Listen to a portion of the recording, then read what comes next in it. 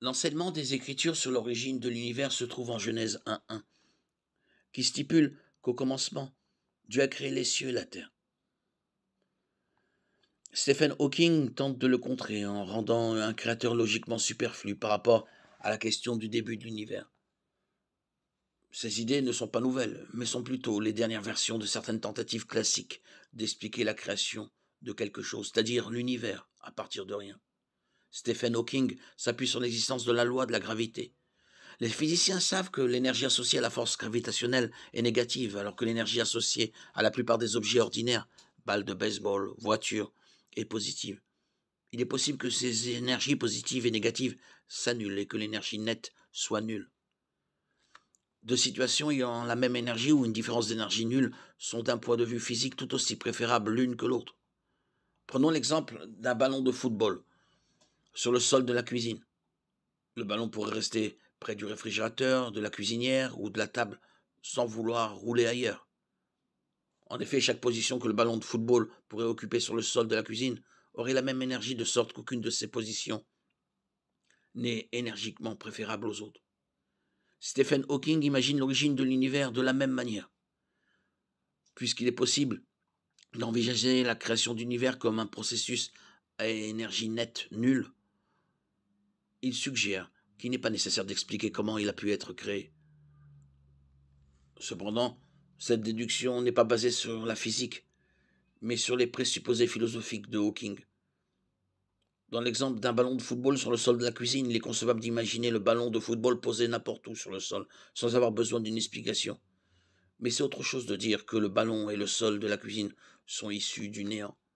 Les tentatives de Hawking pour résoudre ce problème ne sont en rien nouvelles pour les philosophes. Il s'agit de l'une des questions les plus anciennes de la philosophie épicurienne. Par exemple, ex nihilo, littéralement rien ne sort de rien. Les idées de Hawking peuvent établir que deux situations physiques, l'univers existant ou non, sont énergétiquement équivalentes, mais n'abordent en rien la question de la cause et de l'effet. Il n'est pas nécessaire d'expliquer pourquoi le ballon de football se trouve près de la cuisinière plutôt que près du réfrigérateur. Mais une explication est nécessaire si le ballon se déplace de la cuisinière au réfrigérateur. En physique, un changement ne se produit jamais sans explication. En langage philosophique, un effet se produit jamais sans cause. Les idées de Stephen Hawking n'apportent aucune réponse à ce problème, à la question de l'origine de l'univers. Et cette question reste inchangée, car il est impossible d'obtenir quelque chose à partir de rien. Seule l'idée d'un créateur peut expliquer de manière adéquate l'origine de l'univers. En outre, l'affirmation de Stephen Hawking selon laquelle la science l'emportera toujours sur la religion parce qu'elle fonctionne révèle une incompréhension fondamentale de la philosophie de la science. La vérité n'est pas déterminée par ce qui marche, mais par sa conformité à la réalité qui nous entoure. Lorsque nous disons qu'un énoncé particulier est vrai, nous disons que le contenu de cet énoncé décrit efficacement la façon dont les choses se passent. Le lien entre une affirmation et la réalité qu'elle décrit est indépendant de la personne et de son esprit. Et un énoncé peut être vrai ou faux, indépendamment de l'opinion d'une personne. C'est ce que signifie que la vérité est objective.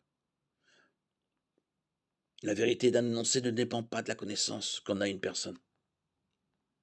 Cependant, lorsque nous tentons de déterminer la véracité d'une affirmation, comme c'est le cas en science et en religion, la seule façon de procéder est de la tester pour voir si elle fonctionne. Supposons par exemple que nous voulions déterminer si l'affirmation tous les chats sont bruns est vraie.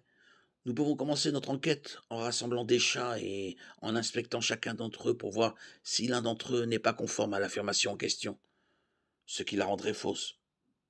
Il suffirait de trouver un chat gris pour rejeter l'affirmation initiale.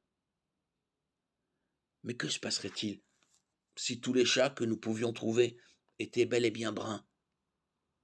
Dans ce cas, même si l'affirmation fonctionne, après enquête tous les chats semblent être bruns, elle est clairement fausse.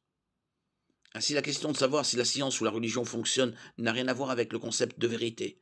Si la vérité peut être découverte en notant ce qui fonctionne, le simple fait qu'une affirmation semble fonctionner n'implique pas qu'elle soit forcément vraie. En résumé, le raisonnement de Stephen Hawking échoue sur le plan philosophique. En tentant de remplacer Dieu par une loi physique particulière, qui est la gravité, Hawking ne parvient pas à résoudre le problème essentiel, à savoir l'origine de la loi physique. D'où vient la loi de la gravité? Et comment le néant peut-il produire quelque chose?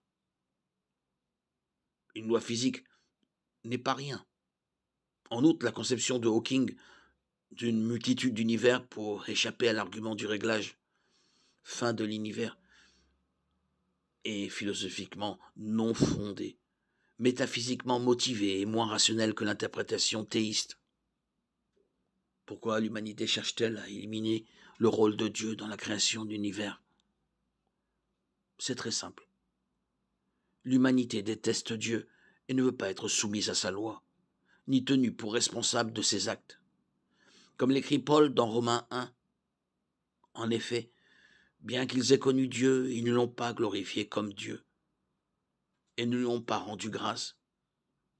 Mais leur pensée est devenue vaine et leur cœur insensé s'est enténébré. Ils prétendaient être sages, mais ils sont devenus insensés.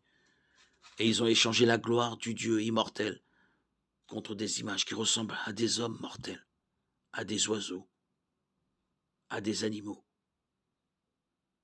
et à des reptiles.